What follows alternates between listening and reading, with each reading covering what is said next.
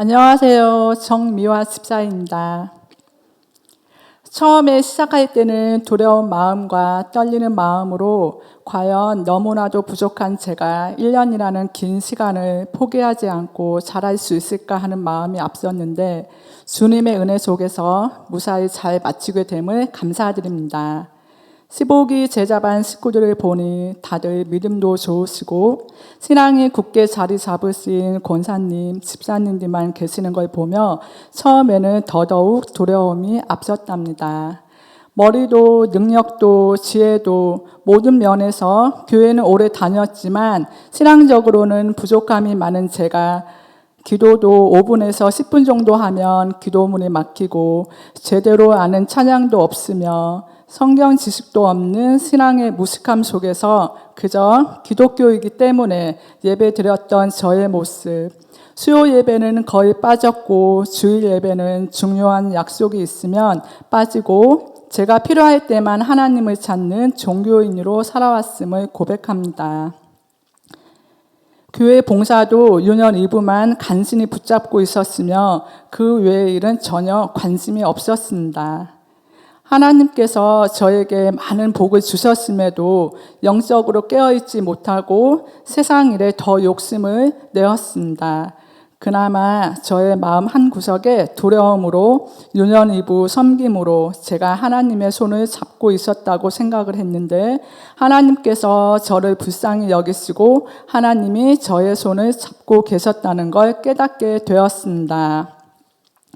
제자훈련 첫날 일을 마치고 교회를 가야 하는데 우리 아들이 갑자기 고등어 구이와 삼겹살 두 가지를 다 먹고 싶다며 짜증을 내는데 얘가 왜 이러지? 웬 고등어 구이?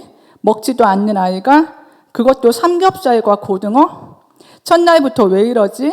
또 신랑은 매일 6시, 9시면 영상통화로 전화를 하는데 제가 훈련 시작 전에 1년 동안 우리 가족을 위해 집중적으로 기도하고 제대로 신앙생활 하기 위해 훈련 받으니 화요일은 10시까지, 수요 예배는 9시까지 전화를 못 받으니 이해해줘 라고 미리 이야기를 했었고 알았다고 했던 신랑은 왜 9시만 되면 전화를 하며 안 받는다고 화를 내고 심지어 한국 교회는 특히 여자들을 세뇌시킨다.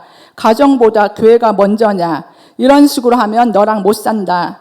멀리서 일하는 신랑 생각은 전혀 안 하고 교회에 미쳤네.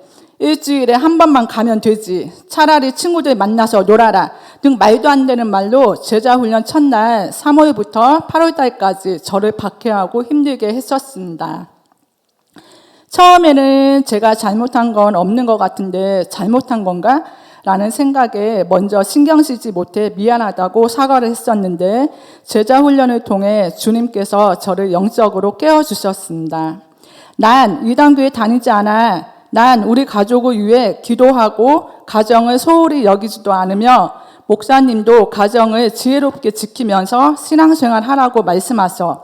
그러니 난 열심히 교회를 다닐 거고 교회 가서 봉사하는 거에 막지 마. 내 생각은 이러니 당신 마음대로 해. 헤어지든지 마음대로 해. 하며 말하니 바로 신랑이 꼬리를 내리더라고요. 어리석은 마귀가 가장 가까운 신랑과 아들을 통해 나를 넘어뜨리려고 하네? 어림도 없지. 하며 새벽기도 다니면서 주여 남편과 아들 주님 만나 구원받게 해주세요. 남편과 아들 마음의 삶 속에 여호와 샬롬을 누리고 베풀며 살게 해주세요.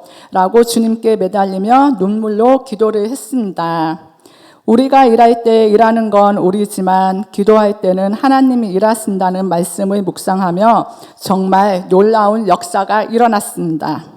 휴가를 맞이하여 한국에 온 남편으로 인해 힘들고 피곤하였지만 새벽 예배 드리며 기도하였고 성경을 보며 신랑에게 듣던지 안 듣던지 계속 복음을 전하였습니다.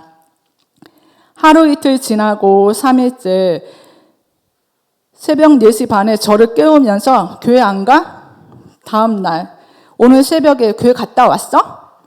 그 다음 날 새벽에 차 빼기 쉽게 주차해놨어.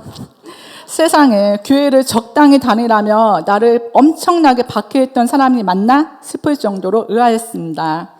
저 또한 남편의 물음에 놀라지 않고 가야지, 응, 알았어 하며 대답을 했습니다. 속으로 이 남자가 왜 이러지 하면서요. 사실 남편 핑계로 주일 예배, 새벽 예배를 이 기회에 빠질 수 있는 잔꾀를 부릴 수 있었지만 신랑의 변화에 그래야 수 없었습니다. 그러더니 입국한 지 일주일 만에 교회를 간다고 하며 예배를 드렸습니다. 목사님께서는 우리 신랑이 온다는 걸 어떻게 아셨지? 말씀 시작 전에 평상시와 다르게 핸드폰 다 끄세요! 예배 시간에 왜 핸드폰을 봅니까? 하나님에 대한 예의가 아닙니다! 하며 크게 호통을 치셨죠. 순간 깜짝 놀랐습니다. 신랑은 예배 시간에 핸드폰 옆에 놓고 전화 오면 잠깐 받으면 되지 않냐 하며 전화 받지 못하는 거 이해를 못했었거든요. 또 목사님 말씀 속에서 인도 선교사에 대하여 말씀하셨는데 우리 신랑과 연관된 인도 문화에 공감되는 말에 귀를 열리게 하셨고 예배를 마치고 어땠어? 라고 물어보니 목사님 말씀 좋네. 왜 교회에서 전화를 못 받는지 알겠네 하며 인도 문화에 대한 못다한 이야기를 나누게 되었습니다. 교회 가기 전 신랑은 저에게 교회 가서 목사님, 교회 사람들한테 절대로 인사시키지 말아라 하며 신신당부했던 남편. 당일 그래도 교회 왔으니 목사님 사모님께 인사는 해야지 라고 하니 알았어 하며 순수히 목사님 사모님께 다가가 인사하는 남편의 모습. 권사님 집사님들이 지나가면서 남편 보고 격하게 반겨주며 환영해도 당황하지 않고 너그럽게 인사를 받아주고 감사해하는 남편의 모습에 놀라지 않을 수가 없었습니다. 둘째 주일에 이번 주일에도 또 교회 갈 거지? 아니, 한번 가줬잖아. 안 가? 했던 남편이 또 돌아오는 주일 이틀 전에 스스로 교회를 간다고 하니 또 놀라움을 감출 수가 없었습니다. 이번에는 제가 봉사하고 있는 유년 이부실까지 가서 인사까지 하는 남편. 감사합니다. 졸업반으로 부족한 우리 아들 그토록 가고 싶어하는 대학병원에 취업의 문을 열어주시고 제자훈련 찬양 인도에 서며 바자회에 와서 목사님과의 만남까지 아직은 마음이 열리지는 않았지만 그래도 교회는 가야 함을 아는 아들. 목사님, 권사님, 집사님의 기도로 여기까지 왔다는 걸 알고 있다는 거에도 감사하며 지금은 너무나도 행복하고 즐겁게 예배드리고 즐겁게 봉사하며 하나님이 주시는 하루하루의 선물을 감사히 살아가고 있습니다. 제자훈련을 통해 많은 축복을 받은 저는 하나님의 은혜입니다. 하나님의 은혜 아니면 살아갈 수 없음을 고백합니다. 아멘.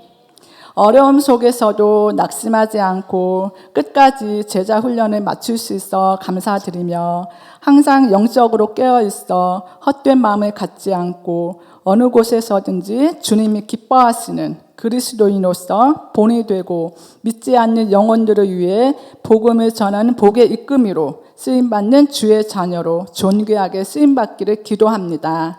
내가 곧 길이요 진리요 생명이신 살아계신 예수 그리스도의 이름으로 기도합니다. 아멘. 저를 위해 기도해 주시는 목사님, 사모님, 권사님, 집사님, 구역 식구들, 제자반 식구들, 예한 가족 모두에게 감사드립니다. 감사합니다.